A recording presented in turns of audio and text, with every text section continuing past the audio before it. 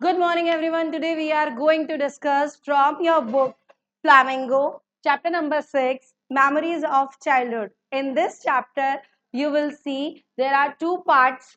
So here you can see one is for Zitkalasa and second is for Bama. तो both are the same, just similar to each other.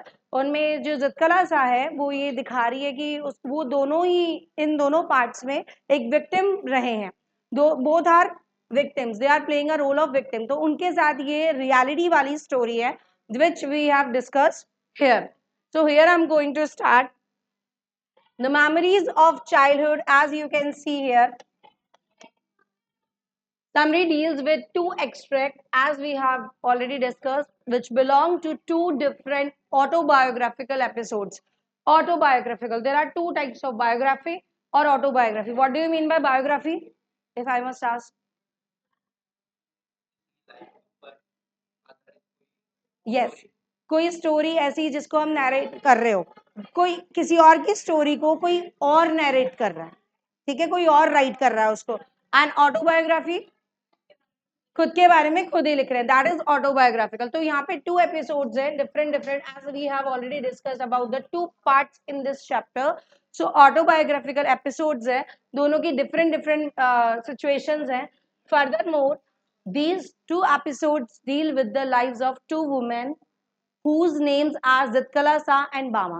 As I have already informed you, there are two women, Bama and Zitkalasa. First story is about Zitkalasa and second is Bama.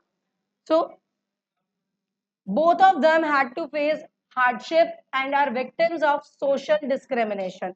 Jin socialise करके उनको बिल्कुल socially जो discriminate किया है, जो लोगों के opponent बने हैं, जो अपोजिट हुए हैं, और इवन उनको बहुत ज़्यादा स्ट्रगल करके अपनी लाइफ जीनी पड़ी है, किस तरीके से वो विक्टिम रहे हैं, उनको बहुत ज़्यादा कुछ यहाँ पे फेस करने को मिला है. क्या क्या हुआ उनके साथ? Zitkala had to deal with racial discrimination, जो उनके कास्ट कैटेगरी से हटके जो उनको व्हाइट और ब्लैक का सामना करना पड़ा है, इन दोनों कलर्स में रेशियल इज कलर बेस्ड जो डिस्क्रिमिनेशन होता है, वो पक्षपात उसके साथ हुआ है. While Bama had to suffer caste discrimination, और बामा को कास्ट बेस्ड डिस्क्रिमिनेट हुआ है, होना पड़ा है. ये उनका प्रॉब्लम नहीं है, अगर कोई गोरा है, कोई काला है, कोई सांवला है, whatever their colour is, ये that is not a person problem. कौन किस रिलीजन में पैदा हो रहा है, कि उसकी क्या कास्ट कैटेगरी है, that is also not our fault. We are just bonding it, that's it. We are just deliver here to give some message to moral, to boost up our moral, to encourage something. तो हम क्या करने आए हैं यहाँ पर? सिर्फ अपनी लाइफ को जीने आए हैं, कोई सबक लेने आए हैं, किसी को कुछ कहने आए हैं. So next here we are going to see in both the extract the writers explore their childhood. और दोनों की दोनों extract में, दोनों stories में जो writers हैं वो explore कर रहे हैं अपने childhood वाला fear, childhood वाली hardship, उसका struggle, and there is a reflection on their relationship. और एक reflect करती हुई story जो उनके relationship को दर्शाती है with the prevalent culture, जो कि हमारा culture है, जो कि हमारे जो रीति रिवाज है, जो हमारा चला आ रहा है सदियों से, हम बस उसी को फॉलो किए जा रहे हैं. We are not changing that thing, क्योंकि हमारे एंसेस्टर्स ऐसे थे, उन्होंने इसको फॉलो किया, now we are going to follow, but why we are following them, we don't know the answer of it. ठीक है, तो ये सी चीज में उन लोगों ने बहुत ज्यादा हार्डशिप स्ट्रगल किया था अपनी लाइफ को, और उनका चाइल्डहुड फियर भी ये चीज रहा है. वो चाइल्डहुड से ही विक्टिमाइज की गई हैं, उनको यूटिलाइज किया है, और उनके साथ बहुत ज्यादा भेदभाव, बहुत ज्यादा डिस्क्रिमिनेशन, बहुत पक्षपात हुआ है. The culture was harsh towards these women. और as we all know about the women story, जो हमारा हिस्ट्री अगर हम देखें तो उसमें हमारा जो कल्चर रहा है वो वुमेन को बहुत नीचा दिखाना रहा है. उनके लिए सोशली बैकवर्डनेस बहुत ज्यादा थी, कभी उनको उनके राइट्स नहीं दिए गए, कभी उनको उनके आगे बढ़ावा नहीं दिया गया. अगर मेन और वुमेन जो है अर्न करने जा रहे हैं तो अपने लाइवलीहुड के लिए, सो हम क्या कर रहे हैं, जो लेडी है, जो फीमेल है, वुमेन है, उसको कम आंकते हैं, उसकी वर्थ कम कर देते हैं. Why is it so? क्योंकि वो सिर्फ पैदा हुई है अपना घर संभालने के लिए, शादी करके बच्चे पैदा करने के लिए, एंड बस चूल्हा चौका करे, that's it. But that is not the real meaning of it.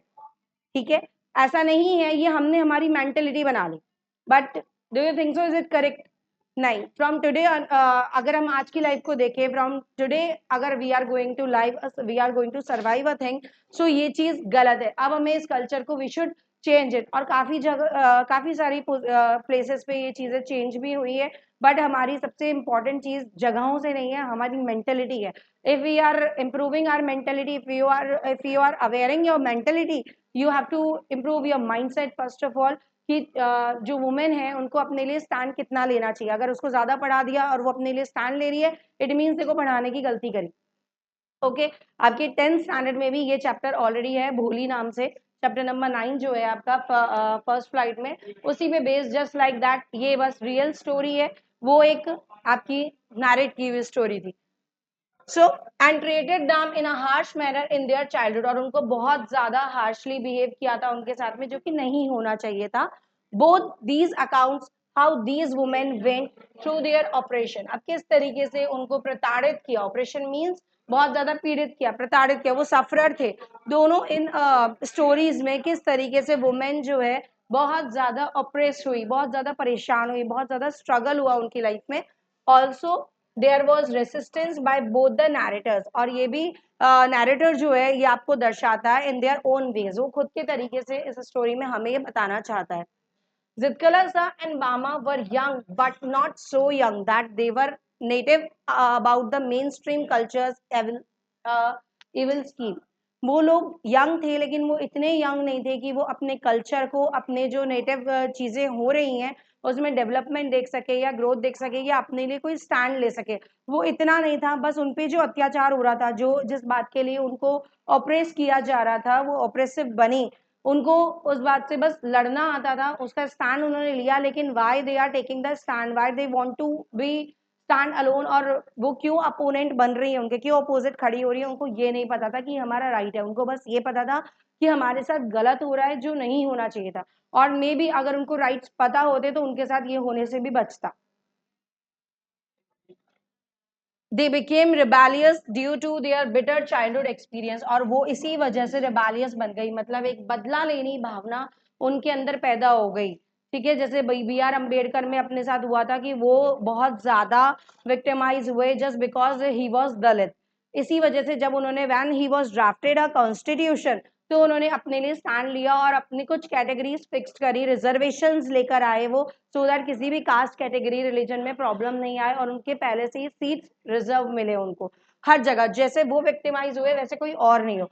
उसी तरीके से इनके दिमाग में सिर्फ और सिर्फ रिबेलियन वाली भावना बन गई, एक ऐसा इमोशन, एक ऐसा एक्सप्रेशन जो है इनके अंदर फूट फूट के भर लिया, और इनको एक एक्सपीरियंस हो गया कि हमारी जो है ये रिबेल होने वाली चीज, मतलब कि हमारे अंदर बदले वाली चीज आ जाए, क्योंकि जो सफर रहता है लाइफ टाइम उसको वही चीज की कमी होती है। Next is memories of childhood में आप देखेंगे फर्स्ट पार्ट एक्सप्लोर करता है the account of Simons. Simons was an American Indian, ये कौन था? अमेरिकन इंडियन था। Who was American Indian? Simons. Who was against social discrimination towards American Indians, वो बहुत ज्यादा सोशल डिस्क्रिमिनेट करता था अगेंस्ट अमेरिकन इंडियंस में।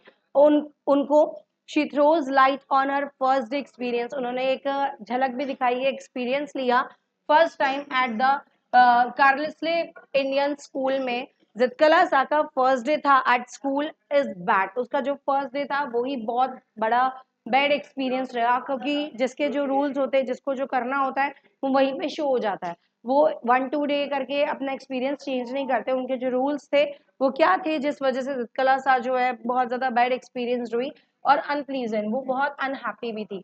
The customs of the place were new and strange to her, जो custom थे, जो रिवाज थे वहां के, वो बहुत नए थे और बहुत स्ट्रेंज थे। किसके लिए? परून जितकला के लिए, जितकला के लिए बहुत डिफरेंट था वो। Moreover there was pressure to her to wear clothes that were not reputable in her culture, कि उसको बहुत ज्यादा ड्रेस के लिए किया गया कि आपने जो ड्रेस पहनी हुई है वो इस कल्चर के हिसाब से नहीं है, इसलिए आपको ऐसे रैपिडेट कल्चर के हिसाब से कपड़े पहनने हैं, और आपके जो कपड़े आपने पहने हुए हैं वो अच्छे नहीं है। तो मतलब एक इंसान को कपड़ों के लिए भी इतना ज्यादा टोका जाता है, इतना ज्यादा वहां पे एंट्रेंस लेने के साथ साथ उसके लिए बहुत बैड एक्सपीरियंस रहा, ये भी बहुत बड़ी बात है। तो ये she was a sufferer during with the topic of wearing the cloth, ये उसके साथ रेशियल डिस्क्रिमिनेशन था। She does not understand the rules at the breakfast table, वो जो ब्रेकफास्ट टेबल पे हाउ दे ईट, ये रूल भी उसको नहीं पता था। Consequently she makes several mistakes, और कंटिन्यूसली उसने कंटिन्यू कोई ना कोई मिस्टेक्स करती गई जो कि उनके रूल्स के अगेंस्ट था, खिलाफ था। There was a requirement for everyone to pull a chair at the first bell, और वहां पे इस तरीके की एक रिक्वायरमेंट थी क्या कि जब फर्स्ट बैल लगे तो उसको एक चेयर पुल करनी है ताकि वो आगे हो जाए, ऐसे उनकी बैल वाइज उनको सिखाया गया था, सिस्टमैटिक उनका रूल था, और उसको नहीं पता था। जितकला sat down while others were still standing, first बैल पे ही जितकला जो है बैठ गई थी, चेयर लेकर, और जो दूसरे लोग हैं while others are remain standing, उन्होंने सिर्फ चेयर को पुल किया था। Furthermore, everyone had to sit down at the second bell, और उसके बाद जो हर एक को क्या करना है, वो बैठ जा रहे थे सेकेंड बेल पे, उनको बैठना था सेकेंड बेल पे, बट जितकला साकी ये मिस्टेक हो गई कि वो फर्स्ट बेल पे ही बैठ गई। However, Zitkala kept standing even when the second bell rang, और जितकला सेकेंड बेल जब हुई तो वो स्टैंड हो गई, तो ये लगा कि दूसरी बेल हो रही है, खड़े होने के लिए हो रही है maybe. A feeling of humiliation came in her, अब जब उसने देखा when all were standing I was sitting, on second bell second bell ringing all were sit down and I was stand alone, तो उसके अंदर एक humiliation वाली feel आ गई, बहुत ज्यादा एम्बेरेस फील कर रही थी वो अपने आप को लेके। when another bell rang, और जब थर्ड बेल हुई, she didn't do anything because of fear of making a mistake, और जब सेकेंड बेल जब नेक्स्ट थर्ड बेल हुई तो उसने कुछ भी नहीं करा। ठीक है, उनका बेल वाइज सब कुछ एक्शन फिक्स था जो भी एक्ट करना है, लेकिन थर्ड बेल पे उसने उसको लगा कुछ भी नहीं करना, क्योंकि अगर मैंने कुछ किया तो maybe I got some kind of another mistake, so इसलिए उसने कुछ भी नहीं करा। She then cried due to these mistakes, और उसके बाद में इतनी मिस्टेक्स करने के बाद ऑकवर्ड सिचुएशन हो गई और शी क्राइड अ लॉट, उसको लगा बहुत बड़ी गलतियां मैं कर रही हूँ, and humiliation. She was fearful to the women with a pale face, वो इस तरीके से फेल हो गया, उसका फेस एकदम फीका एकदम डल पड़ गया कि मैंने बहुत बड़ा गुनाह कर दिया, बहुत बड़ी मिस्टेक कर दी। हर फ्रेंड जिडविन, जो जिडविन था, talk to her about the cutting of her hair, वो अब उसके हेयर के बारे में करने लग गए कि उसके जैसे कि एज वी ऑल नो उसके लॉन्ग हेयर थे, तो उसके फ्रेंड ने ही उसके बारे में बोला कि you have to cut your hair. In her culture captured unskilled warriors had single hair and mourners cap short hair, उन्होंने कहा कि जो वॉरियर्स, जो अनस्किल्ड वॉरियर्स होते हैं ना, उनके बाल बड़े होते हैं यहाँ पे अगर अपने कल्चर में देखा जाए, और जो मर्नर्स होते हैं उनको शॉर्ट हेयर रखने होते हैं। She hid but was dragged and tied to a chair so as to cut her long hair, और इसी वजह से उसको छुपाया गया, वो छुप गई, लेकिन उसको जब वो छुपी चेयर के नीचे, टेबल के नीचे, तो उसको ड्रैग करके, मतलब उसके हेयर पकड़ के उसको ड्रैग करके वहां से निकाला गया। There was a crushing of her spirit due to this act, और ये जो स्पिरिट था, मतलब ये जो हिम्मत किसी ने करी ड्रैग करने की, ये पूरा का पूरा उस एक्ट ने उस इंसान को, मतलब जितकला को तोड़ के रख दिया था। She was crushed at that time. Moreover, this cruelty made her realize the comfort of her home. और यही क्रूअल्टी, ये क्रूरता जो है ना, उसको अपने घर की याद दिलाती है कि how comfort I was at my home, और यहाँ पर मेरे साथ क्या हो रहा है। और if you are going somewhere, तो आप वहां का जाने का पैसा देते हो, पैसा देने के बाद भी उसको इतनी क्रूअल्टी का सामना करना पड़ा, वो भी सोशली, तो ये उसके लिए बहुत बड़ी बात थी, और ये एक डर उसके मन में बैठ गया था। This is the whole story of part one. So the second part is a part of the Karukku autobiography by Bama. Who has written it? Karukku. और किसके थ्रू हुआ ये स्टोरी, किसकी दी है? बामा। अ तमिल दलित। हु वॉज तमिल दलित? बामा। Bama was an innocent child who was spending her childhood in a village. अब बामा जो है वो एक इनोसेंट चाइल्ड है जो उसने अपना पूरा चाइल्डहुड जो है एक विलेज में स्पेंड किया है। She use to walk back home when school was over, और वो इतने इनोसेंट है कि मतलब जैसे घर से टाइम होता है स्कूल का तो स्कूल जाती है, और जब स्कूल से टाइम होता है घर का तो सीधे सीधे घर आ जाती है। She had to do walking to reach home, और वो वॉकिंग डिस्टेंस पे ही है तो वो वॉक करते हुए आती है। Further more the normal duration of the walk was 10 minutes. और आगे अगर देखें तो नॉर्मल ड्यूरेशन उसको जब रीच करने का लगता है एक जगह से दूसरी जगह तो जस्ट वो 10 minutes. However she made her walk for a duration of half an hour to 1 hour, लेकिन वो जो यूज करती है वो आधे से 1 घंटा हो जाता है। Why is it so? This was because she took pleasure in watching the various from games. अब वो बहुत ज्यादा क्यूरियस थी तो वो गेम्स के बारे में वॉच करते हुए आती थी, तो वो क्या करती थी, बहुत ज्यादा प्लेजर वे में वॉच कर रही थी, बहुत ज्यादा गेम्स थे तो she was interested in it.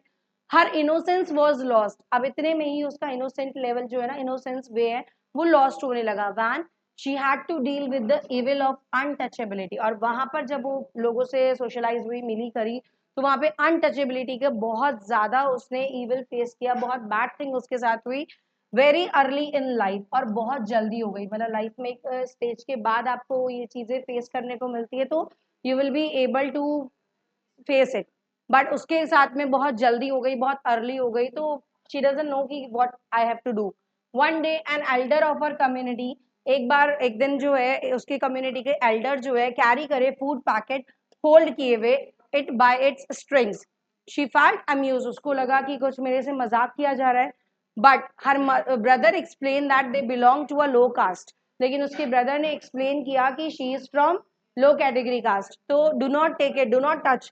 The belief was that the food packet will become impure. और क्योंकि वो बामा ने टच कर रखा था, उसकी स्ट्रिंग से उसने टच कर लिया और इसीलिए ये इम्प्योर हो गया। यहाँ पे ये क्रुअल्टी शो हुई है। If there was touching by a lower caste person, कि ये बहुत ज्यादा इम्प्योर हो जाएगा, इससे दूर रखो, अगर इसने टच कर लिया तो ये चीज प्योर नहीं रहेगी। Her brother wanted to determine his caste, और what does his brother want? Just to explain the caste. ठीक है, वो सिर्फ ये बता रहा था कि आप अननोन ना रहो, ये जो बामा है ये लोअर कैटेगरी की गर्ल है। As he asked about the street he lived in, he told Bama that in order to win dignity, अगर आपको जीतना है तो डिग्निटी से जीतो। What do you mean by dignity? No, that is destiny. Dignity means अपनी reputation, अपनी image, अपनी डिग्निटी अपने को मेंटेन करनी है। तो व्हाट डज इट मीन? रैपी, जो आपकी रैपो है, जो आपकी रेपुटेड पर्सन हो, he must work hard to win. और वो करने के लिए आपको एक सम्मान, एक ऑनर के साथ में अपना काम अच्छे से करना है, so that you will maintain it. Bama was a hard working student and stood first in her class. और उनकी प्रॉब्लम ये थी कि बामा जो थी हार्ड वर्कर रही है, हार्ड वर्किंग स्टूडेंट है, और वो हमेशा स्टैंड करती थी फर्स्ट। तो बस यहाँ से वो उसको हरा नहीं पाए, लेकिन उन्होंने उसको बेइज्जत करने का पूरा काम किया है। तो ये उसके लिए हार्ड स्ट्रगल रहा है इन योर नेक्स्ट स्टोरी।